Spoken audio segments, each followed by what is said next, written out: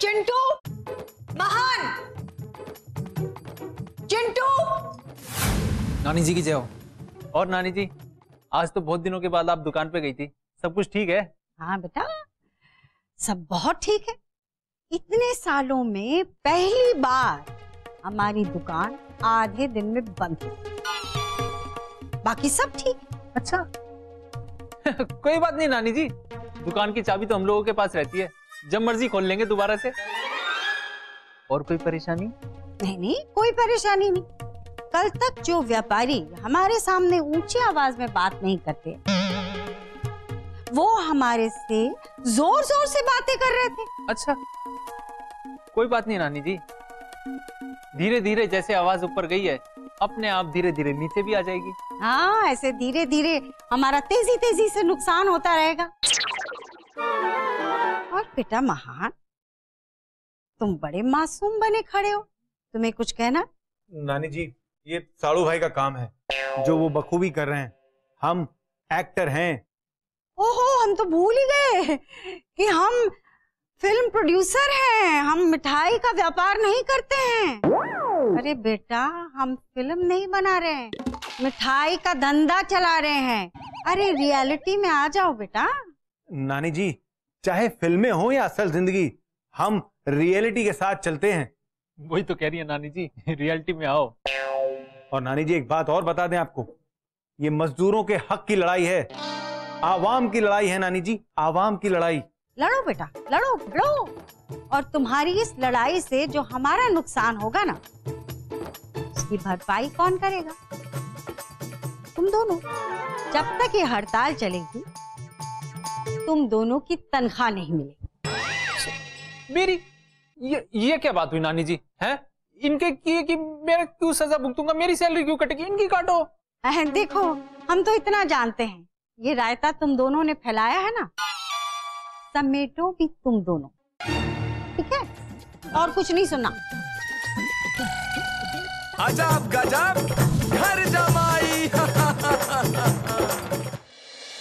आप तो ऐसे बात कर रहे हो जैसे सब कुछ मेरा किया तरह है। नानी जी को भी यही लगता है।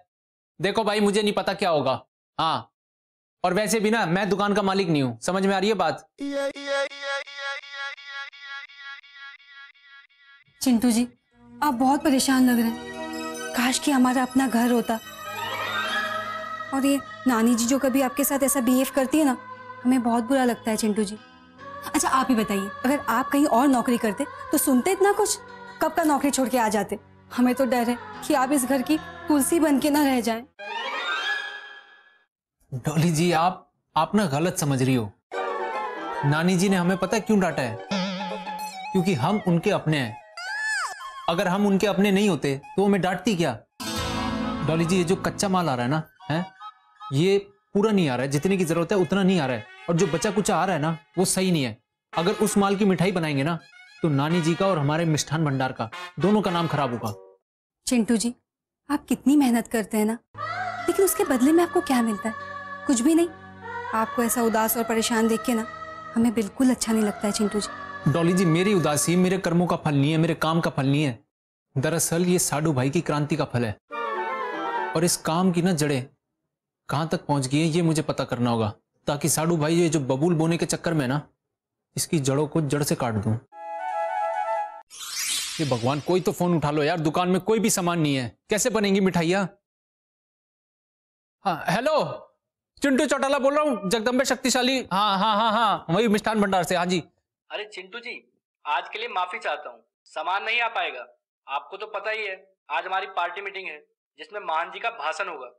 यार, ये काम धंधा छोड़ के किन चक्करों में? अब हमें क्या पता, जैसा महान जी हमें बता रहे हैं हम वैसा ही कर रहे हैं। अब ये समझ लीजिए कि हमारे अध्यक्ष महोदय ने हड़ताल कर दी है, मतलब कर दी है। अब हम पीछे नहीं हटेंगे। यार, ये साडू भाई की कहानी नहीं समझ में आती क्या।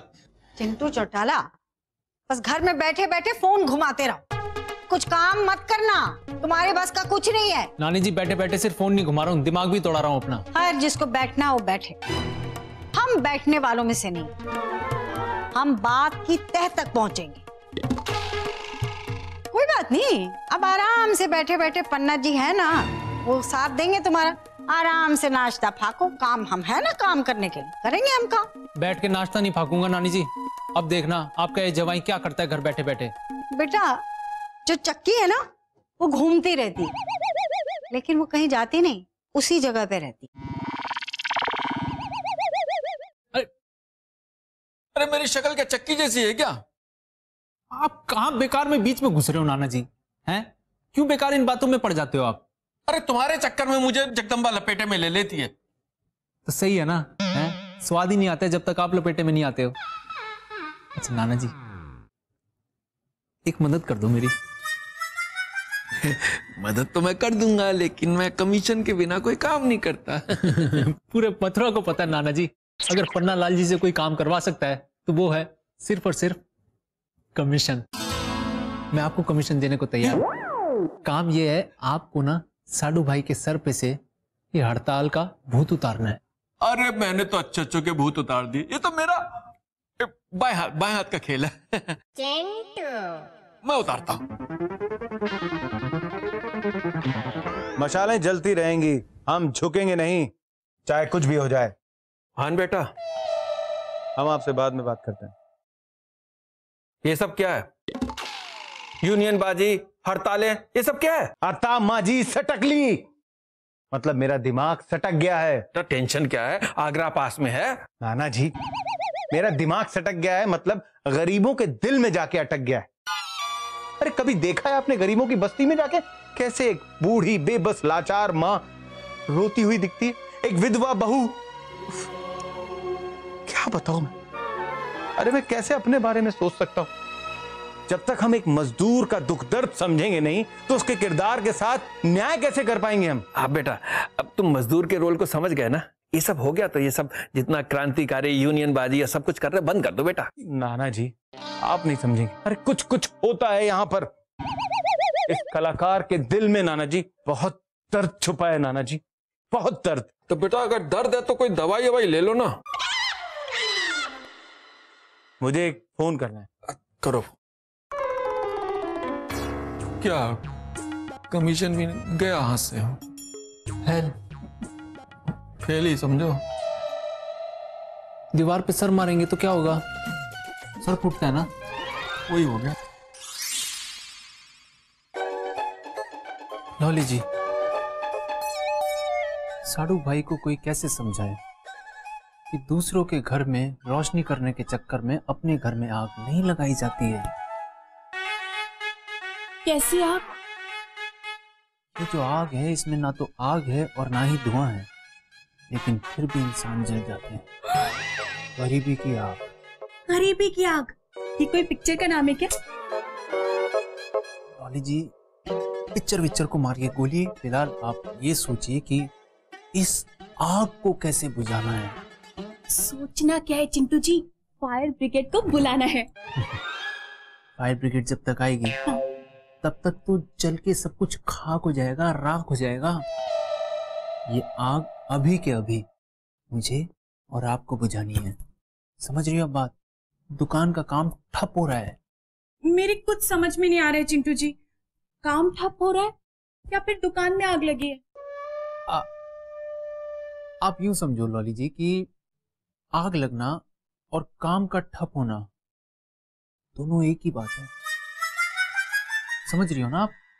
मेरी कुछ समझ में नहीं आ रहा है चिंटू जी। और आसानी से समझो, अगर दुकान का काम ठप होगा तो कमाई नहीं होगी, कमाई नहीं होगी तो सैलरी नहीं मिलेगी, अगर सैलरी नहीं मिलेगी तो मोनिका की फीस जमा नहीं होगी, मोनिका की फीस जमा नहीं होगी तो मोनिका स्कूल कैसे जाएगी? हैं? स्कूल नहीं जाएगी तो आग लग जाएगी, आग लग जाएगी तो साडू भाई ऑडिशन पे कैसे जाएंगे? क्योंकि आग लगी हुई है, जेब खाली है। सोचो सोचो। मामा क्या हुआ मोना? आज मैम ने मुझे फिर से डांटा, कहा कि होंगे तुम्हारे पापा क्रांतिकारी और फीस भरनी पड़ेगी, फीस भरो या घर जाओ, और अगर स्कूल में टाइम में फीस नहीं भरी तो नाम काटा जाएगा स्कूल में।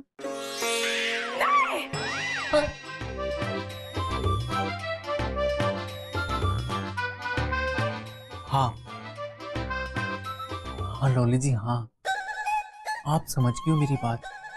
आपकी जगह कोई और नारी होती ना, वो नहीं समझ पाती ये बातें जो मैं समझाने की कोशिश कर रहा हूँ। अब आपको पता है क्या करना है? सालू भाई को घर के बाहर जाने से रोकना है। वो नहीं मानेंगे, बिल्कुल नहीं मानेंगे। मनाना थोड़ी है, आपको तो करना है। आपको सबसे पहले चिल्लाना है जोर से, फिर आंखें बंद करनी है, उसके बाद फर्श पर गिरना है और फिर बेहोश हो जाना है। हाँ, हमको हमारी बातें माननी पड़ेंगी। हाँ बस मैं अभी निकल गया हूँ, पहुंच रहा हूँ। अरे लॉली जी, क्या हुआ लॉली जी? लॉली जी, बड़े लाल, कोई है? लॉली जी, अजब गजब